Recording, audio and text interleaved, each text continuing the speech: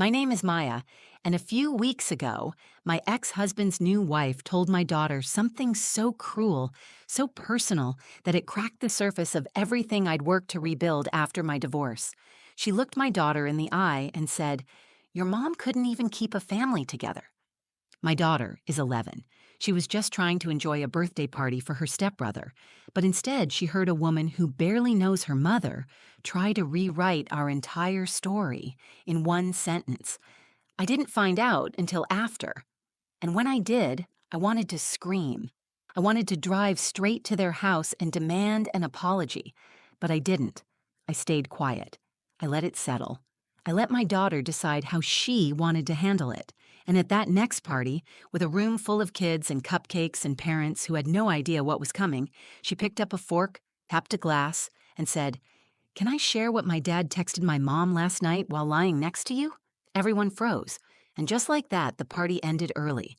It's strange how silence can feel louder than words. After my divorce, that silence lived with me.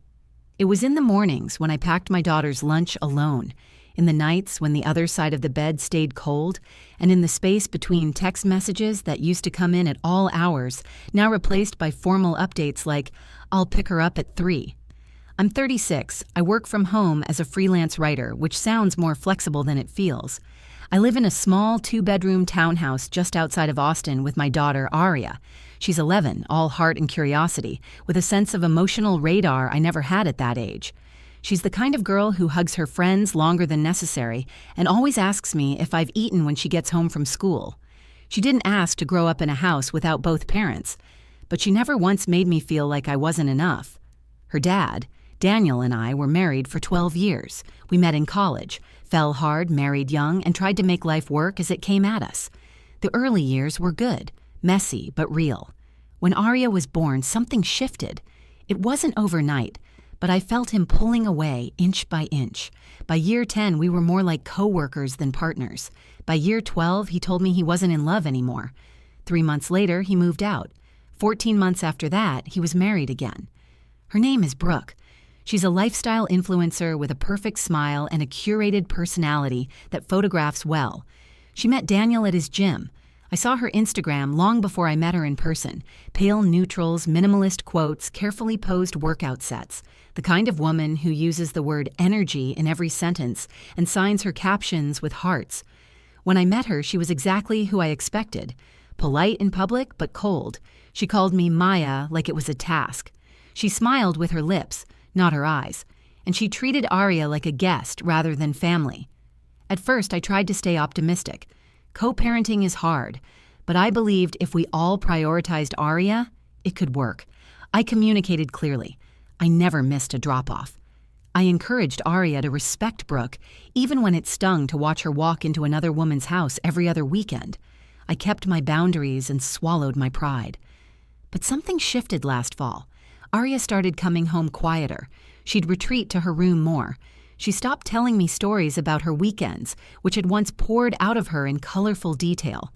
One evening, as we were unloading groceries, she said, "Brooke made a post and didn't tag me in the pictures, even though I was there."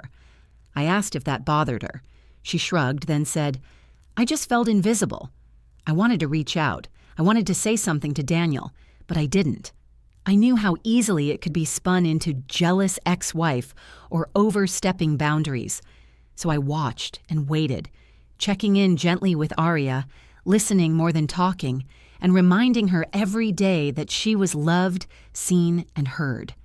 The moment that broke the dam came on a rainy Sunday evening after Daniel dropped Aria off. She climbed into the car, her arms crossed, her backpack shoved under her feet. She didn't say a word. I asked how the weekend went. Still nothing. I waited. It wasn't until we got home and I was helping her with her jacket that she whispered, "Brooke told me you couldn't keep a family together." I froze. For a moment, I couldn't even react. My throat tightened. I looked her in the eyes and said, "What did you say?" She repeated it, then added, "She said I was lucky I still get to see you." That night, I barely slept. My chest felt like it was on fire. I replayed every sacrifice, every compromise, every therapy session, every late-night cry, and every time I smiled through the pain to keep things stable for Arya. All of it dismissed by a woman who stepped in halfway through the story and decided she had the right to tell it differently. I didn't respond to Brooke. I didn't text Daniel. I hugged Arya tighter than I ever had. I told her none of what Brooke said was true. I reminded her that love isn't measured by who stays in a house. It's measured by who shows up when it matters most. I had no idea what was coming next, but my daughter did, and she was about to teach all of us a lesson in truth. After Arya told me what Brooke had said, I tried to stay calm, for her sake more than mine. I didn't want my daughter to see me spiral, even though inside I was shaking with rage. I walked to the kitchen and started dinner like it was any other night. I stirred spaghetti sauce and chopped garlic with my mind racing, trying to decide if I should say something to Daniel or let it go. But this wasn't just a slip of the tongue. Brooke had looked my daughter in the eye and tried to make her feel ashamed of her own mother. That's not co-parenting. That's psychological warfare dressed in yoga pants and lip gloss. I tucked Arya in that night and asked, "How did it make you feel when she said that?" She hesitated, then said, "It felt like I was supposed to choose between you and them." I kissed her forehead and told her, "You never have to choose. Your heart is big enough to love everyone, but no one has the right to shame you or me for what happened." The next morning, Arya was quiet. She stared at her cereal, then asked, "Why does she hate you so much?" I didn't know how to answer. I said, "Sometimes people feel threatened when they can't control the story, but the truth doesn't change just because someone else tries to rewrite it." I thought maybe things would calm down. Maybe Brooke had just had a bad day, or maybe she didn't think Arya would repeat what she heard. But 2 days later, it happened again. Arya came home early from her visit, not even making it through the full weekend. She walked in, tossed her bag down, and went straight to her room. When I followed her in, she was curled up on her bed. I sat down beside her. She didn't even look at me. She said, "Brooke said you should be grateful that Dad still lets you be involved." I felt my stomach drop. That word, "lets," like I was being granted permission to raise my own child, like I was the footnote in a story that I wrote with blood, sweat, and every ounce of strength I had left after the divorce. I texted Daniel, short, director. "Can we talk?" He replied, "I'm busy. Can it wait?" I didn't respond. I knew that door wasn't going to open unless he felt like walking through it, and I wasn't about to beg. Later that week, just after midnight, I got a text from him out of nowhere. I was in bed, half asleep, and my phone buzzed on the nightstand. He wrote, "I miss how we used to laugh. You were always real with me." Brooke is just filters and walls. I stared at the screen for a long time. I didn't answer. I took a screenshot and saved it. I didn't want the words, but I needed the proof. The next morning, Arya saw the message. I hadn't even realized I'd left my phone open. She walked into the kitchen holding it and asked, "Did he mean it?" I looked her in the eyes and said, "It doesn't matter. What matters is that we don't let people lie to us about who we are." She nodded, but she was already thinking about something. I could see it in the way her face changed, the way her jaw clenched slightly like it did when she was preparing to answer a hard question in class. She didn't say much that day, but she started watching me more closely, noticing things. How I double-checked her homework, how I packed extra snacks in her bag, how I hugged her longer when she looked tired. The next weekend was Brooke's son Braden's birthday party. He was turning 8. They invited Arya, and to my surprise, she wanted to go. She said it like a decision, not a request. "I'm going," she told me. "I want to see something." I looked at her, studying her face. She wasn't angry. She was calm. She had made up her mind. I asked, "Are you sure?" She nodded. "Yes." I dropped her off at their house on Saturday afternoon. As she walked up the driveway, surrounded by balloons and loud music and camera phones capturing every second, she didn't look back once. She walked through that front door like she belonged there, but she carried something with her that they weren't expecting. She had heard everything they said, and she wasn't going to stay quiet. Saturday morning felt heavier than most. Arya was already up when I came downstairs. She had dressed herself, combed her hair, and was zipping up her hoodie with a strange calmness in her eyes. She ate her breakfast without a word. No humming, no silly jokes, none of the quiet chatter she usually filled the room with. Just quiet focus. I was the one with nerves. Every part of me wanted to tell her she didn't have to go. I wanted to say, forget it, let's do our own thing today. Just us. But I also knew something deeper was happening inside her. This wasn't a girl being dragged into drama. This was a girl walking into it with her head up. "You sure you want to go?" I asked, watching her lace up her sneakers. She looked up at me and nodded. "I need to." I didn't push. I didn't try to protect her with warnings or advice. She already knew what this was. It wasn't about revenge or attention. It was about being heard. And she had spent enough time being quiet. The party was at Daniel and Brooke's house. Suburban, two-story, white siding, everything always picture perfect. They had gone all out for Braden's 8th birthday. There were rental tents in the backyard, a bounce house, a balloon arch the size of a car, and even a little cotton candy machine spinning away in the corner. Music blasted from speakers. People I didn't know were already posing for photos.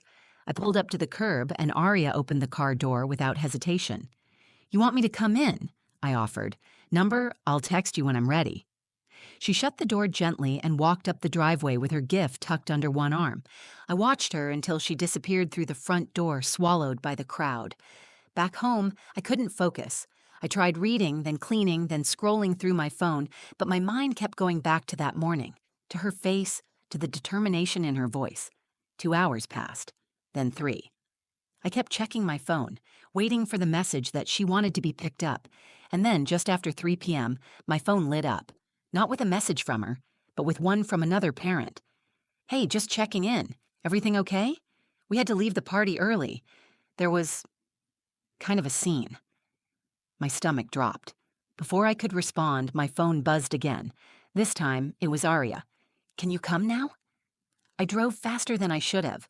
When I pulled up, she was already outside, sitting on the front steps with her jacket on and her party favor bag at her feet. Her eyes were clear. Her posture was relaxed. She looked like someone who had finished what they came to do. She climbed into the car and buckled her seatbelt. I looked over at her, waiting for her to speak. She didn't right away. She just sat quietly for a few moments. Then she said, "I told them the truth." I didn't ask what she meant. Not yet. I knew she would tell me when she was ready. But something had changed. Something significant. And the strange thing was, she didn't seem shaken or scared. She looked lighter. That evening, as she helped me set the table for dinner, she finally explained. "They were doing this thing where all the kids had to say something nice about Braden in front of everyone. Like a memory or compliment," she said. I nodded. "And after it got quiet, I stood up and said I wanted to share something, too." She paused. I said, "Can I tell you all what my dad texted my mom last night while he was lying next to Brooke?" I froze mid-step.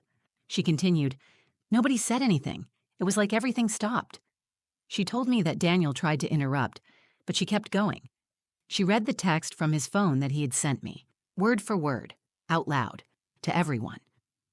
"I miss how we used to laugh. You were always real. Brooke's just filters and walls." My mouth went dry. "You did that?" I asked. She nodded. "I wanted them to know what kind of man he really is, and what kind of woman she really is for trying to tear you down." I didn't know what to say. I just looked at her.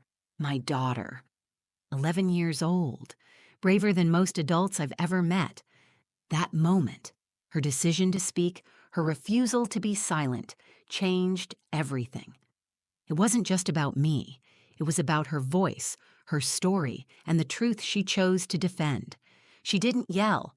She didn't cry. She didn't need to. She just told the truth. The party was already in full swing when Aria arrived. The music was loud, the decorations were excessive, and Brooke was in her element. She wore a pastel dress, moving from one group of parents to another like a hostess at a luxury event. A photographer wandered around snapping candid shots for what would later be a carousel of perfect Instagram memories. To everyone else, it was just a kid's party, but to Aria, it was something else entirely. It was a stage. Aria greeted a few kids she recognized, handed Braden his gift, and took her place at a table near the back. She watched everything. She didn't talk much. She didn't laugh. She waited. About an hour in, Brooke called everyone's attention to the front yard where a few kids were invited to say something kind about Braden. "Let's all take a moment to say something sweet about the birthday boy," she said with a wide smile. Parents clapped. Cameras came out. A few kids stepped forward and said things like, "He's good at soccer," or "He always shares his snacks." Then the room quieted. People were starting to drift back to the food when Arya stood up, walked over to the nearest table, picked up a fork and gently tapped it against a glass. The soft chime rang out louder than expected in the sudden lull. Everyone turned to her. She stepped onto a chair, cleared her throat, and said in a clear, steady voice, "Can I share something too?" There was a short silence, and Brooke smiled tightly, already reaching out like she was going to gently guide Arya back down. But Arya didn't move. She said, "I just want to tell you all what my dad texted my mom last night while lying in bed next to Brooke." The words hit the air like a dropped plate. The party stopped. No music, no chatter. Even the cotton candy machine whirred into silence. All eyes were on her. Arya reached into the pocket of her hoodie and pulled out a printed copy of the screenshot. She unfolded it with both hands and read it aloud, not loudly but clearly enough for the room to hear. "I miss how we used to laugh. You were always real. Brooke's just filters and walls." Gasps echoed across the backyard. One of the moms dropped her drink. A few kids just stood in confusion, but the adults knew exactly what they had just heard. Brooke froze, her hand still awkwardly suspended in the air. Her smile was gone. Her mouth parted slightly, but no words came out. Daniel, who had been talking to a few dads near the grill, turned around slowly and stared at Arya with wide eyes. He looked like someone had yanked the floor out from under him. Before anyone could speak, Arya turned to Daniel and added, "Don't text Mom like that if you're going to let your wife lie about her to me." Silence. Then someone whispered, "Is she serious?" Another voice asked, "Was that real?" And just like that, the atmosphere shifted. Brooke's carefully crafted world began to crack. Daniel opened his mouth like he was going to respond, but he didn't. He just stood there, blinking, caught between damage control and complete humiliation. Brooke finally spoke, but her voice wavered. "That's not appropriate. This is a child's party." Arya didn't flinch. "Neither is telling a child that her mom failed at keeping a family together." A few parents stepped away. Someone took their kid by the hand and left. The photographer packed up his camera and walked to his car without saying a word. One of the moms muttered something about not wanting to be part of this drama and followed. The party deflated in minutes. No more music, no more cake, no more photos. Brooke walked into the house without saying anything. Daniel followed her, then turned back briefly, meeting Arya's eyes. She held his gaze, firm and calm. He dropped his eyes. Arya walked back to the front yard, texted me, and waited on the steps like nothing had happened. But everything had. By the time I arrived, the guests were already leaving. Some looked confused, others just looked uncomfortable. But Arya looked peaceful. She had used her voice not to embarrass someone, but to defend the truth.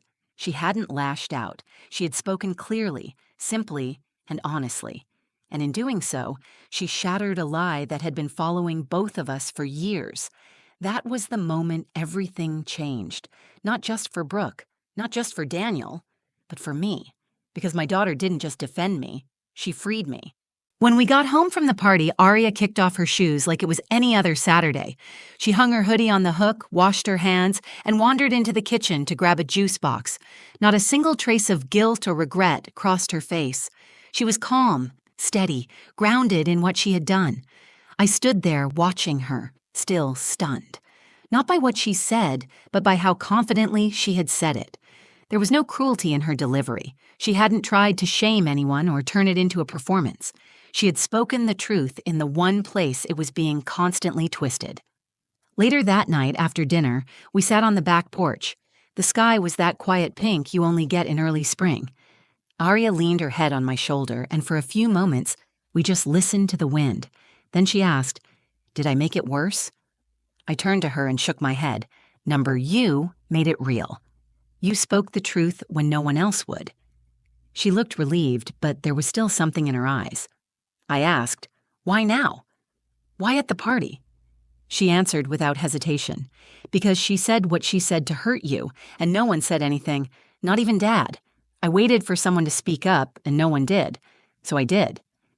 I reached over and took her hand. You shouldn't have had to. I know, she said, but I'm glad I did.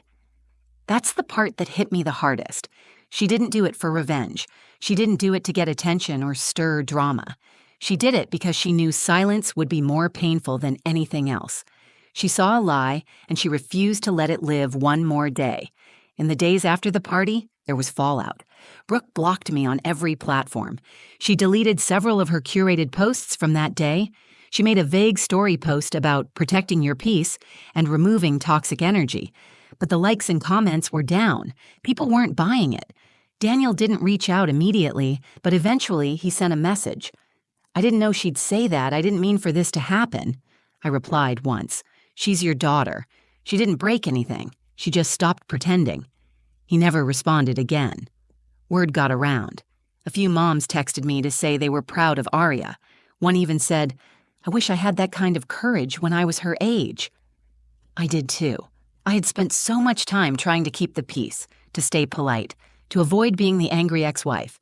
And in that space, I let too many people walk over the truth. Rhea reminded me that silence doesn't always protect you. Sometimes it just makes people believe they can say whatever they want without consequence. In the weeks that followed, our home felt lighter. Rhea started talking more, laughing more, drawing again. The distance that had been growing between us started shrinking. I think she finally believed I wasn't ashamed of our story, that I wasn't hiding from it. I had just been waiting for the right moment to stop surviving and start living.